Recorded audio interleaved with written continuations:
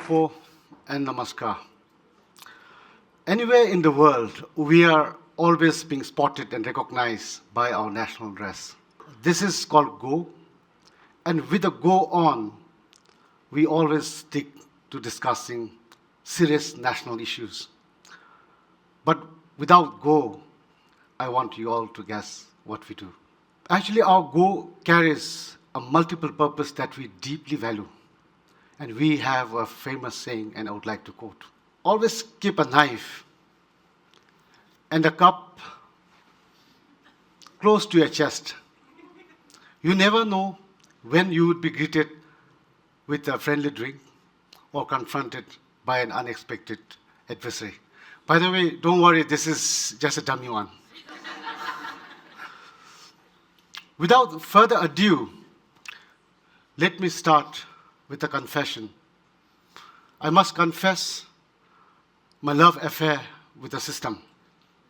I am deeply in love with our democracy. I love it because in Bhutan, democracy has presented a different spectrum that is difficult to see elsewhere. Our elections are peaceful, debates are civil, our political rivals do respect each other, and our people do not protest in the streets and burn flags. Let me share you a very interesting story of a dinner date. During the last parliamentary election in 2023, two candidates from a rival party, they campaigned fiercely, they debated and fought for votes. But the night before the polling day, someone found them in the same farmhouse, hanging out, sharing embed for dinner. By the way, embed is Bhutan's signature dish, and any of you who have visited Bhutan would already know how wonderfully spicy and delicious it is. So one of them even said, "Tomorrow I will defeat you, but today I will serve you ara." So ara is our, again, local drinks. So this is one of the many interesting stories that we have in Bhutan. The GNH this is GNH democracy, a democratic system guided by happiness, harmony, and common sense. And I truly believe that it can offer an alternative model for the governance worldwide. My name is Tashi. As introduced, I was once a journalist, now a Secretary General. And yes, it's a mix of very unusual combination, but this multiple purpose have given me an all-round perspective of political process in Bhutan and its relevance for the global exercise of political power. And today, I'm here to present the case of Bhutan in the hope that you would find a simple picture with a possibility for better tomorrow. Before I proceed, let me acknowledge the foundation. I must acknowledge the foundation because Bhutan's democratic journey did not happen by chance.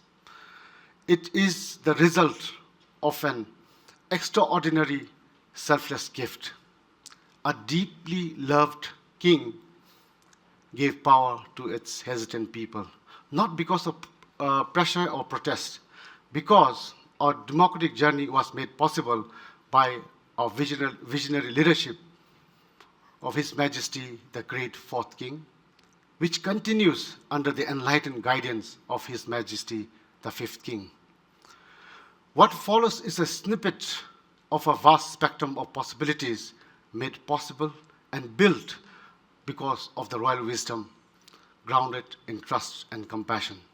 The father of political thought, Aristotle, has said, democracy is a battlefield in the realms of ideas and knowledge. But look at the world today. The ideas are not in combat, the emotions are. The knowledge is not winning men over, the anger is. Trust is diminishing, and the public debate sounds like a shouting match. And people are really suffering. And this is the painful reality of today's politics in many countries around the world. So the real question is, do we have the humility to acknowledge that something isn't right? Democracy is like a ray of light. We can see its constituent colors only when we are equipped with a tool of a prism. On the surface, it's election, parliament, and noise. But within, it holds the true colors: trust, responsibility, and unity. But many democracies around the world are stuck just showing one side: division and conflict, distrust and corruption. But I would like to believe that our Bhutan story reveals another possibility. Just 17 years ago, in 2008, Bhutan surprised the world. A deeply loved king, as I said earlier, at the height of his popularity, gave power to hesitant people. Because the king believed that his people were ready, and this marked our first democratic election, and we became the world's youngest democratic country. That this is rare. The political transition without violence, the democracy, the birth of democracy without anger, and the shift in power fueled by trust. And this is rare. And we made history, a democracy born out of wisdom and confidence. If Aristotle were alive today, I'm sure he would see GNH democracy as one of the living proof of what he imagined. In Bhutan, we have 5 political parties, and we conduct 4 different types of elections. Parliamentary elections for the National Assembly. We have National Council election for Upper House, Thomde elections for municipalities, and local government election at the grassroots level. All political parties and candidates follow one common guiding principle, that is cross-national happiness. There are no competing political ideologies, just a shared vision and shared purpose. Many people think that GNH is being happy all the time. GNH is not an emotion. It's a governance framework that within its own institutions. The Office of the Cabinet Affairs and Strategic Coordination is one of the key bodies that integrates GNH into the government strategic vision and oversee development of national plans. The GNH sits on 4 pillars, 9 domains, and 33 indicators. And we have a concrete mechanism. All major policies must pass GNH screening tool. This is where the magic happens. The principles of GNH and its institution do not just sit beside democracy. It acts as its compass and conscience. The traditional democracy prioritizes GDP. GNH provides mandate for holistic well-being. And this forces leaders to think holistically. And this is the crucial guardrail against the short-term political agenda. This forces, the GNH forces us to think beyond election cycle, and the results are tangible. Bhutan is consistently ranks least corrupt nation among Asia, ranking 26th globally. We also maintain healthy voter turnout, often above 65%. Environment often suffers due to short-term political gains. And Bhutan constitution mandates the 61st% of forest cover at all times. And we currently maintain at 71%. Bhutan is among the few carbon negative countries in the world. And we absorb 6 million tons of carbon annually, while we produce only about 1.5 million tons. Thank you. Absorbing over 4 times more than what we actually produce. So is this possible in a GDP-guided democracy? But it proves that democracy built on GNH can protect the future. As a journalist, I watched democracy from the outside, documenting its cracks and contradictions. Now I live it from the inside. And I realized that it's not easy to fix it. The quest for popularity often beats commitment to principle.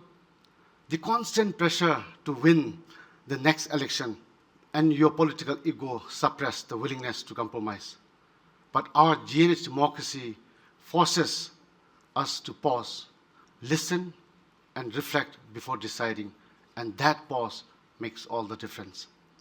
Personally, I see that true democracy does not necessarily seek answers to questions. Perhaps the answer is something simpler, the humility to acknowledge that GDP is not the final measure of human success. GNH widens scope of democracy. It softens its economic focus to include emotional well-being. Maybe democracy needs to rediscover its humanity and core purpose. GNH democracy may not be perfect, but it is purposeful. And that purpose is rooted in the GNH vision to serve people and planet, not just profit. The GNH, ultimately, what we build is all bound by the what we build is all bound by the fundamental truth, and it is in the deepest sense that our collective karma. And to speak about our collective karma, so I will need another session. Thank you for listening, and Tashi.